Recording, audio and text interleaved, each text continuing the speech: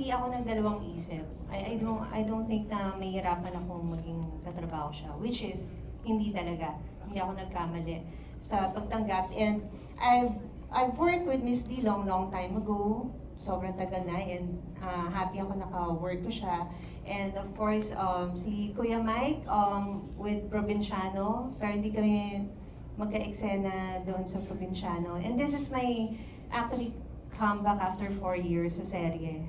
So, sa Dreamscape. And thankful ako sa Dreamscape for getting me here dito sa Rita Crisanto role. And si Jameson, I've worked with him before. And si Jane din also, araw-gabi before, tagal na rin.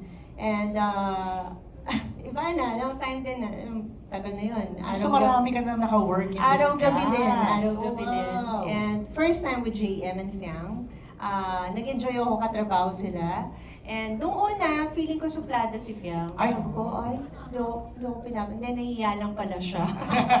Nahiya lang pala siya, pero totoo yung sinabi ni Miss D, na ano siya, parang bata pa, pero pag nag-deliver nga ng pag nasa eksena na, she can deliver talaga. Wow. Yun nga, hindi siya nahihirapan umiyak, kaya niya. Lalo na yung eksena natin, basta may eksena tayong grabe pa ulit-ulit, hindi ka naubusan ng luha. ng emotion. Paulit-ulit yun, nakakapagod. As in, maraming times. Pero it's the fault of nature or not the fault of everyone. And JM, napaka-humble na bata. Keep it up. Yeah. Parang napaka-grounded niya. And of course, Epi, ngayon lang kami nagkatrabaho ng mas matagal. Like before. And Direk Manny and Direk Jojo, I love working with them. Sobrang, kahit marami na ako nakasamang directors, marami pa rin ako natututunan with them. And syempre kahit matagal ka na sa industry, you never stop learning. Kailangan may natututunan ka din sa mga newcomer.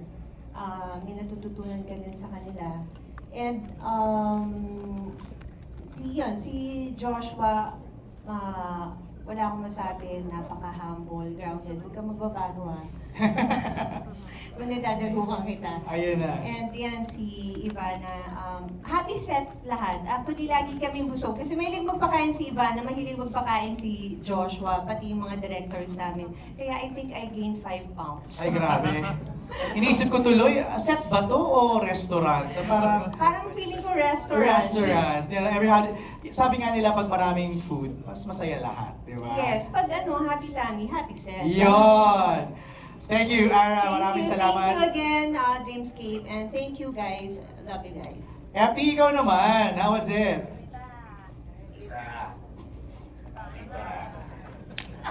Actually, I have not worked with everyone Fresh to lahat. except for Kuya Mike.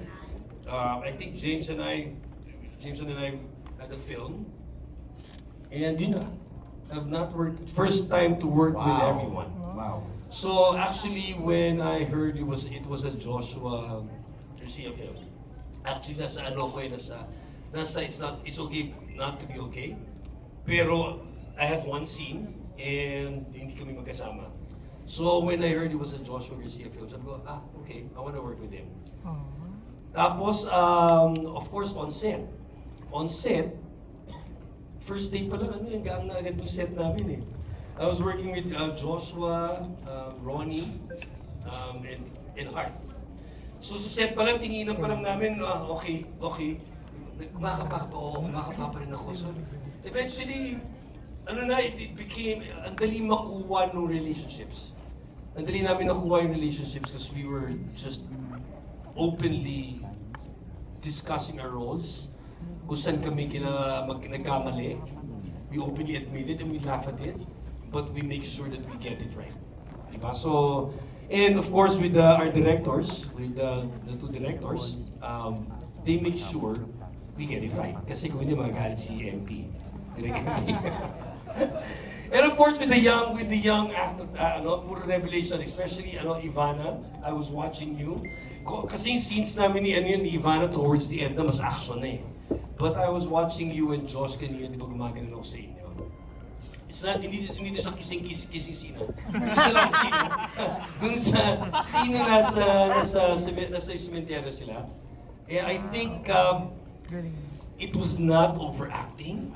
It was just right, exacto for that scene. Yung kumbaga, Tamang timpla. tamang timpla yung kaya ako gumaganon. Because sometimes when I watch, lalo na pag mga serye, ang taas mas minsan nung, di ba, pag-arte. Ito, tama-tama yung timpla. And I think Josh with the nuances for his character as Teo, nakikita natin yun. Diba? And then of course, yung mga sila Jane, sila Fiang, sila JM, makikita mo yung yung promise na alam mo na yung next generation mga artista natin. It's just really a good ensemble. So, Alright. thank you for the opportunity, Prime Video and Dreamscape. Alright. Thank you, Epi. Okay, our next question is from Glitz PH for Jameson. You portrayed the husband of Ivana's character. So far, how would you describe your dynamics with her? And do you also have intimate scenes together? Intimate scenes. I think you've probably seen its teaser. Paldo. It's Paldo been- James and the... It's very different this time because the first time we worked together, we were playing as somehow siblings, something like that, friends, siblings. Pero this time, we're playing as lovers. So, ayun, una it was a challenge din kasi we look at each other as friends pero pagdating sa lovers, it was a bit of a challenge nung una. So we had to break the ice while we shot Love Is Never Gone. But So how did you break the ice? with the help ni Direk Manny, he helped us break the ice with the scenes. They were not easy scenes, I would say, pero ayun, they were good scenes overall, and I think it was needed for us to break the ice. Right. Not to spoil muna. Kasi malamang upcoming pa yung mga scenes na yan direct, di ba? Okay. Nako, Ivana, ang next question is for you from Glitz PH. Rate Joshua Garcia's kiss from 1 to 10. 10. Ay, di ba tapos yung question? Sorry. Paldo.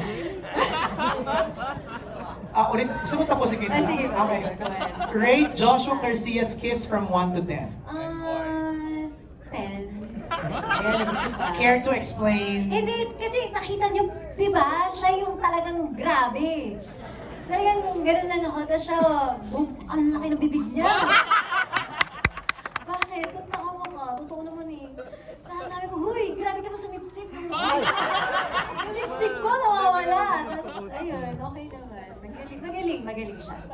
Did you ask for tips from anybody from the set? Direct Manny. Si Ah. Direct Manny po kasi ang nag-direct noon. Okay. Grabe. Dinirect niya pati kung paano yung paghalik, ganyan. Nakikinig kami. You really need that. It's Yes. choreography, di ba? Siguro it's fair lang that we ask Joshua also. Rate Ivana's kiss from 1 to 10. Ay! 9. Ay! For improvement. Ay! Sige. So next, di ba direct may isa ba? Medyo gag kami dun sa 9, ha? Okay. Kasi hindi ko nabuksan yung bibig ko ng gano'n. Nagets ko naman. Okay. Okay. Mula kay Jay of Certified Kapamilya for JM and Fiang, complete the sentence. My love is never gone because...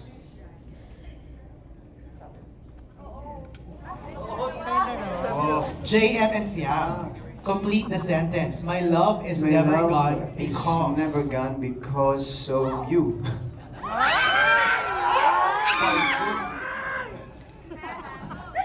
Yeah, ikaw naman. Ayan. Love is never gone because of... Ooh! You! Of us! Of yes. us. So when you say us, meaning... Ha? The whole cast. Whole cast. Oo, kasi love na love namin yung whole cast. Okay, sige na nga, Fiang. for Joshua and Ivana. The teleserye is titled Love is Never Gone. Pero sa iyo ba, ano ang isang bagay or ano-anong mga bagay na pwedeng magpasuko sa'yo para maging gone ang love mo sa isang tao?